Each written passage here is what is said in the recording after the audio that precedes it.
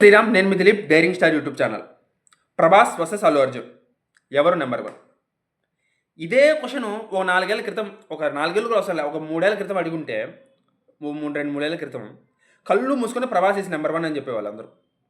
కానీ ఇప్పుడు ఎందుకు కన్ఫ్యూజ్ అవుతున్నారంటే, అల్లు అర్జున్ అనే హీరో పుష్ప 2 అనే ఒక సినిమా వల్ల ఎదిగిపోవడంతో, పాన్ ఇండియా రేంజ్లో ప్రభాస్కి సమానంగా వచ్చేయడంతో ఎవరు నెంబర్ వన్ అనే కన్ఫ్యూజన్ ఉంది.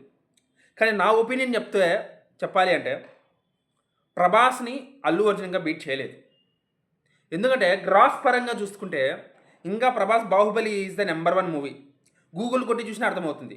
పుష్ప సినిమా 1700 కోట్లకు పైన మాత్రమే కలెక్ట్ చేసింది. బాహుబలి సినిమా 1800 కోట్లకు పైన కలెక్ట్ చేసింది. సో ఆ లెక్కను చూస్తే ప్రభాస్ ఈజ్ నెంబర్ వన్. అదేవిధంగా ఎక్కువ 1000 కోట్ల సినిమాలున్న హీరోగా కూడా ప్రభాస్ ఉన్నాడు.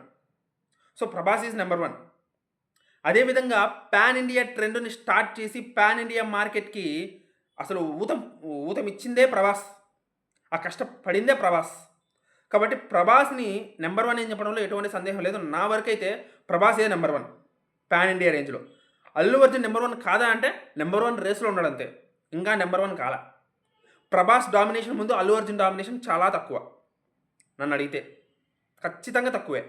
ఆయనతో పోల్చుకుంటే, ప్రభాస్తో పోల్చుకుంటే అల్లు అర్జున్ తక్కువే. మీరు ఒప్పుకున్నా ఒప్పుకోకపోయినా. జై హింద్.